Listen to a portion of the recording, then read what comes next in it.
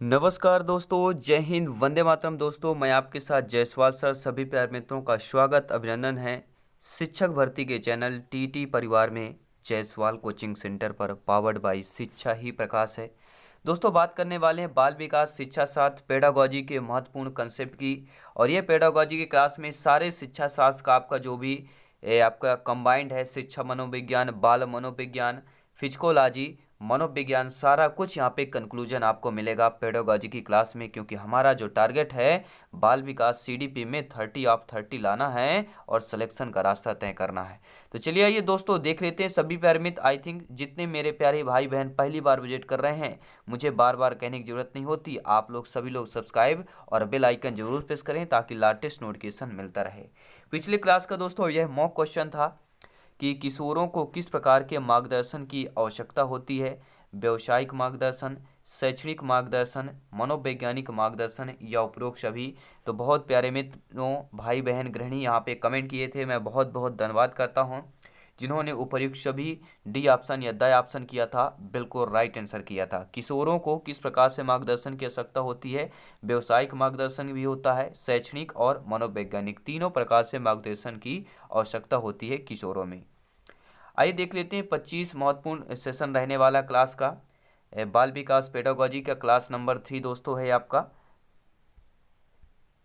तो चलिए पहला प्रश्न देख लेते हैं। किशोरावस्था में मानसिक व बौद्धिक विकास होता है। अगर आपको पता है तो नीचे कमेंट बॉक्स में अपना अपना फीडबैक भी आप लोगों को देते चलना है।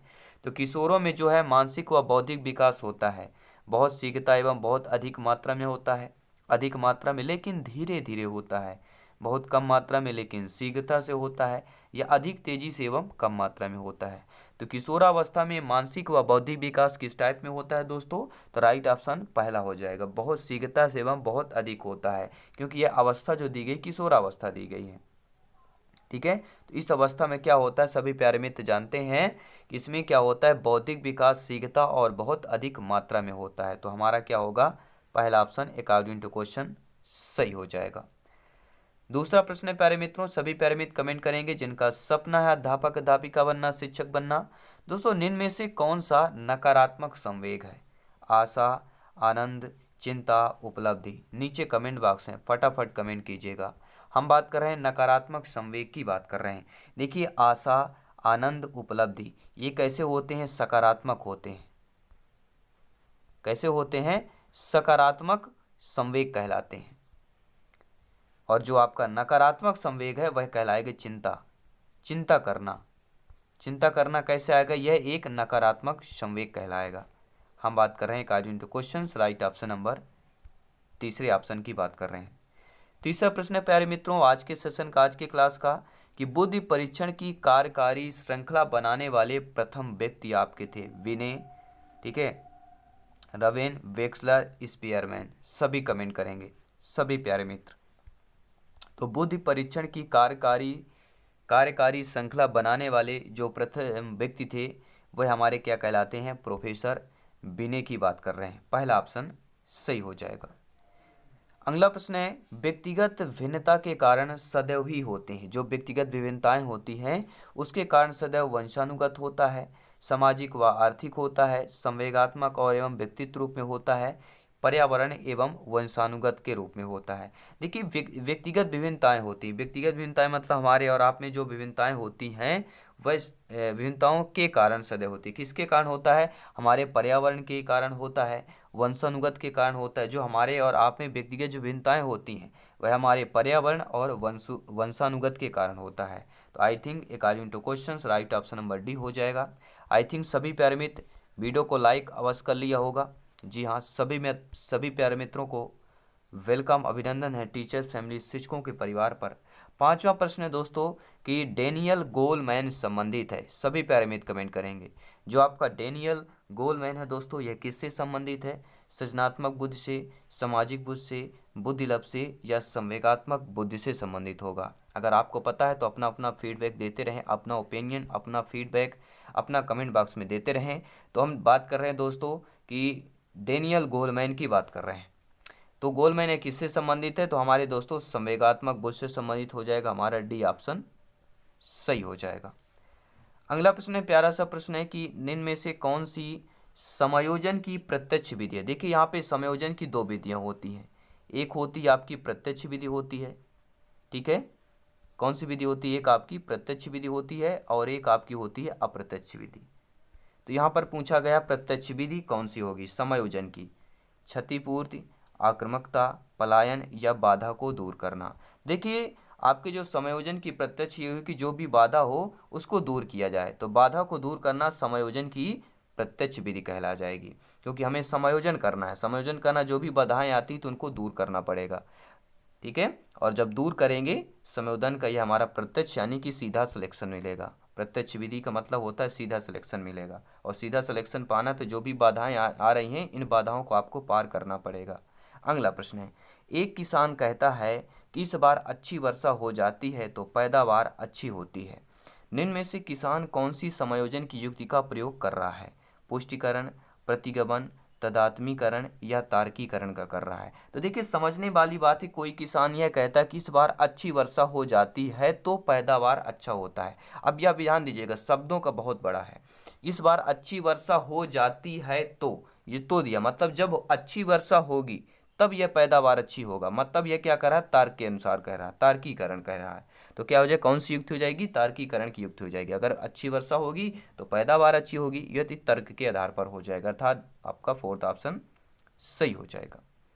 एक माँ अपने मृत बच्चे के खिलौने को देखकर बार बार रोती है, वह समायोजन की कौन सी युक्ति का प्रयोग कर रही है? पुष्टिकरण का, प्रतिगमन का, तदात्मीकरण का या शमन का? नीचे कमेंट बॉक्स में फटाफट कमेंट करेंगे। जी हाँ, फिजिकोलॉजी, मनोविज्ञान, बाल मनोविज्ञान, शिक्षा मनोविज्ञान, पेडागोजी का मैराथन क्लास चल रही है, जो पूरी तैयारी है। 30 नंबर क्लास है। प्रत्येक क्लास में आपको 25 बेहतरीन लाजवाब क्वेश्चन रहते हैं। प्रत्येक क्वेश्चन आपके सिलेबस के अकॉर्डिंग है, एग्जाम पैटर्न पर है। तो राइट ऑप्शन क्या होगा? कोई भी अपनी माँ जो है मृत बच्चे के खिलौने को देखकर बार बार रोती है, तो वह समायोजन की कौन सी युक्ति कहलाएगी? यह समन कहलाएगी। कौन सा कहला जाएगा दोस्तों? हम बात कर रहे हैं फोर्थ ऑप्शन की। अगला प्रश्न आइए देख लेते हैं। संवेगात्मक बुद्धि बुद्धि लब्धि से अधिक महत्वपूर्ण की पुस्तक किसकी है? ध्यानपूर्वक समझिएगा। संवेगात्मक बुद्धि बुद्धि लब्धि से अधिक महत्वपूर्ण की पुस्तक किसकी है? आपकी स्पीयरमैन की, गिलफोर्ड की, थॉमसन की या गोलमैन की? ऑप्शन नंबर कौन सा सही होगा? संवेगात्मक बुद्धि बुद्धि लब्धि से अधिक महत्वपूर्ण है कि पुस्तक किसकी है? तो ये हमारे दोस्तों हम बात कर रहे हैं पहले ऑप्शन की या सेकंड ऑप्शन की? सभी लोग कमेंट करेंगे। तो हम बात कर रहे हैं दोस्तों, किसकी बात कर रहे हैं? गोलमैन की बात कर रहे हैं हम दोस्तों, डी, ठीक है, फोर्थ ऑप्शन की बात कर रहे हैं। अगला प्रश्न है, संवेगात्मक बुद्धि शब्द का सबसे पहले प्रयोग किसने किया था? ध्यान दीजिएगा, संवेगात्मक बुद्धि का सबसे पहले प्रयोग करने वाले कौन हैं? तो प्रयोग करने वाले कौन है आपके? जॉन मेयर है, पीटर साल्वोय हैं, गोलमैन है, आवाबा दोनों हैं। सभी प्यारे मित्र कमेंट करेंगे। देखिए संवेगात्मक बुद्धि का जो शब्द है, संवेगात्मक बुद्धि शब्द का सबसे पहले प्रयोग करने वाले आपके जॉन मेयर और पीटर साल्वे, ये दोनों हो जाएंगे, ठीक है। अर्थात हमारा फोर्थ ऑप्शन यहाँ पर सही हो जाएगा। देखिए संवेगात्मक बुद्धि शब्द का प्रयोग 1990 में सबसे पहले दो American professor doctor John mayor तथा डॉक्टर पीटर साल्वे द्वारा किया गया था। कब किया गया था? 1990 में। प्रयोग की बात कर रहे हैं, और ये दोनों आपके अमेरिकन प्रोफेसर हैं, जॉन मेयर और पीटर सोल्वो की बात कर रहे हैं। 11th नंबर क्वेश्चन है, ध्यान दीजिएगा। Emotional intelligence why it can better more than IQ, ये दोस्तों रचित है। ये देखिए एक बुक का नाम है, emotional intelligence why it can better more than IQ, ये एक बुक का नाम है। और इस बुक के रचिता कौन है? इस बुक के लेखक कौन है? डेनियल गोलमैन है, डॉक्टर जॉन मेयर हैं, ये डॉक्टर पीटर सॉल्व हैं, या बा और शाह दोनों हो जाएंगे? तो आपका ऑप्शन नंबर ए होगा, डेनियल गोलमैन कहलाएंगे। Emotional intelligence why it can better more than IQ, यह पुस्तक रचयिता है कौन है? लेखक डेनियल गोलमैन हो जाएंगे। अगला प्रश्न है, कल्पना करना, प्रेम करना, घृणा करना किस अनुच्छेद से संबंधित है आपका? ज्ञानात्मक से, भावात्मक से, क्रियात्मक से या उपरोक्त सभी से? सभी प्यारे मित्र कमेंट करेंगे नीचे कमेंट बॉक्स में, जिनका सपना है अध्यापक अध्यापिका बनना, शिक्षक बनना। तो कल्पना करना, प्रेम करना, घृणा करना किस आपका अनुच्छेद में संबंधित है? ये हमारा भावात्मक कहला जाएगा। कौन सा कहलाएगा? भावात्मक क्षेत्र से संबंधित हो जाएगा। दूसरा ऑप्शन सही हो जाएगा। दोस्तों, ब्रूनर का संज्ञानात्मक विकास की कितनी अवस्थाएं प्रतिपादित की गई थी? 3, 4, 5, 2। तो ब्रूनर के 3 संज्ञानात्मक विकास की अवस्थाएं प्रतिपादित की गई हैं। वह कौन कौन सी है? पहली अवस्था है दोस्तों संज्ञानात्मक प्रतिनिधित्व या सक्रियता विधि, जिसे हम इनेक्टिव स्टेज कहते हैं, जो 0 से या जन्म से 2 वर्ष तक होता है। दूसरा दोस्तों इकोनिक स्टेज की बात कर रहे हैं, 2 से 7 वर्ष, यानी दृश्य प्रतिमान प्रतिनिधित्व, दृश्य या प्रतिमान विधि की बात कर रहे हैं। तीसरा आपका सिंबॉलिक स्टेज, 7 से 15 वर्ष तक की अवस्था, प्रतीकात्मक प्रतिनिधित्व या सांकेतिक विधि। तो आपको ध्यान देना है। तो आपके जो ब्रूनर का सिद्धांत है या ब्रूनर का संज्ञानात्मक विकास में कितनी अवस्थाएं प्रतिपादित की गई हैं? तो 3 अवस्थाएं प्रतिपादित की गई हैं। पहला जन्म से 2, दूसरा है 2 से 7 और तीसरा है 7 से 15। अगला प्रश्न है, इसके बाद 10 महत्वपूर्ण क्वेश्चन रहेंगे। अनुदेशन हेतु स्कीमा और नियोजन को आवश्यक को किसने बताया? वाटसन, पावलोव, फ्रॉयड, ब्रूनर ने बताया। किसने बताया है? अनुदेशन हेतु स्कीमा और नियोजन को आवश्यक किसने बताया है? तो जो आपकी स्कीमा और अनुदेशन हेतु जो स्कीमा होती है, नियोजन होता है, उसका आवश्यक बताने वाले हमारे ब्रूनर की बात कर रहे हैं। फोर्थ ऑप्शन सही हो जाएगा। अगला प्रश्न है, अनुभव द्वारा व्यवहार में होने वाले परिवर्तन को अधिगम कहते हैं। यह परिभाषा थॉर्नडाइक की है, गेट्स की है, जर की है, टर्मन की है। नीचे कमेंट बॉक्स में सभी लोग कमेंट करेंगे। तो अनुभव द्वारा व्यवहार में होने वाले परिवर्तन को ही अधिगम कहते हैं। यह दोस्तों हम बात कर रहे हैं, गेट्स की बात कर रहे हैं। अगला प्रश्न है, अधिगम की गति अधिक होने पर बनता है। जब अधिगम की गति अधिक होगी, यानी सीखने की जो हमारी क्षमता हम अधिक करेंगे, ठीक है, अधिक मेहनत करेंगे, तो वह हमारी ऋणात्मक वक्र कहलाएगा, धनात्मक वक्र कहलाएगा, समांतर वक्र कहलाएगा, या इनमें से कोई नहीं। देखिए सभी लोग जानते हैं समांतर सर्किल की बात नहीं कर रहे हैं, हम उस सर्किल की बात कर रहे हैं जो अधिगम की गति अधिक होने पर बनता है। तो सभी लोग जानते वह हमारा धनात्मक पॉजिटिव सर्किल की बात कर रहे हैं, धनात्मक वक्र बन जाएगा। अगला प्रश्न देखते हैं।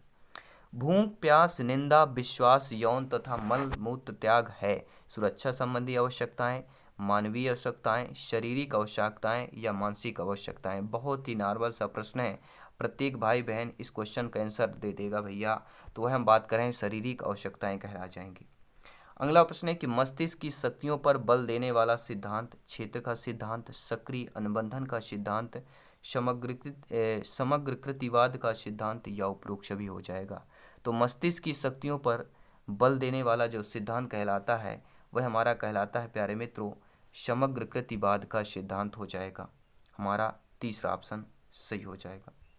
अगला प्रश्न है, पाठ्यक्रम निर्माण किस सिद्धांत पर आधारित है? क्रिया प्रसूत अनुबंधन सिद्धांत, उद्दीपन अनुक्रिया, सक्रिय अनुबंधन का सिद्धांत, या गेस्टाल्टवादी का सिद्धांत। तो पाठ्यक्रम निर्माण किस सिद्धांत पर आधारित है? तो ये दोस्तों गेस्टाल्टवादी सिद्धांत पर आधारित है।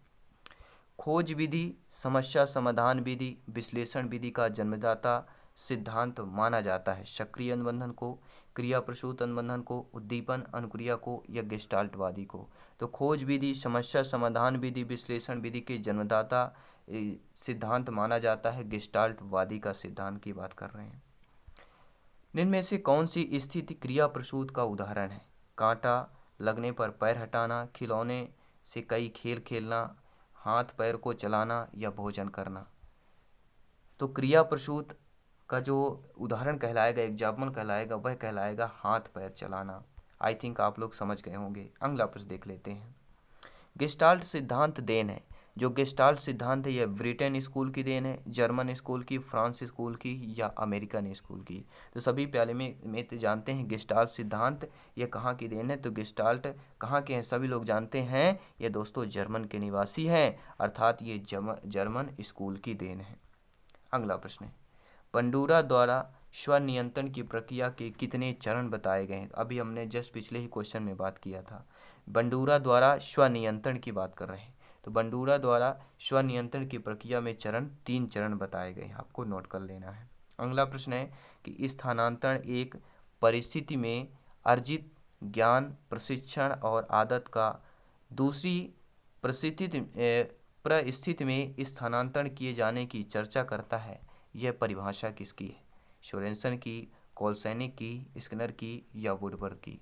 तो स्थानांतरण एक परिस्थिति में अर्जित ज्ञान, प्रशिक्षण और आदत का ठीक है, परिस्थिति में स्थानांतरण किए जाने की चर्चा करता है। यह परिभाषा हम सोरेनसन की बात कर रहे हैं। अगला प्रश्न इसके बाद मॉक क्वेश्चन रहेगा। एक बच्चे को लाल गुलाब का कांटा चुभ गया जिससे उसे काफ़ी चोट पहुंची और आगे चलकर वह लाल पोशाक या लाल किसी भी चीज़ को देखकर डरने लगा, यह एग्जाम्पल हो जाएगा।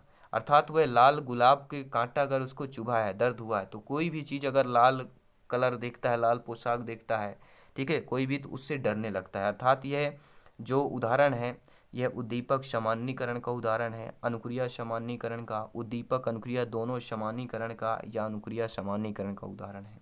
अब आप लोगों को कमेंट करके बताना है ये दोस्तों उदाहरण किसका कहलाएगा। तो यह दोस्तों उदाहरण कहलाएगा उद्दीपक सामान्यीकरण का उदाहरण कहलाएगा। आई थिंक पहला ऑप्शन सही हो जाएगा। तो दोस्तों ये 25 प्रश्न आपको कैसे लगे नीचे कमेंट करके फीडबैक करके जरूर बताएं। और जान लेते हैं मॉक क्वेश्चन। अल्बर्ट बंडूरा द्वारा दिए गए अधिगम सिद्धांत को किस नाम से जाना जाता है? अवलोकनात्मक अधिगम सिद्धांत, अंतर्दृष्टि अधिगम सिद्धांत, चिन्ह अधिगम सिद्धांत या मौखिक अधिगम का सिद्धांत? सभी प्यारे मित्र कमेंट करेंगे कौन सा ऑप्शन सही होगा। और ये तीसरी क्लास है आपके सिलेबस के अकॉर्डिंग। आगे आने वाली क्लास इससे भी बेहतर और लाजवाब होने वाली है क्योंकि सिलेक्शन दोस्तों यहाँ पर सर्वोपरि है। जल्दी मिलते हैं नेक्स्ट क्लास पर। धन्यवाद सभी का।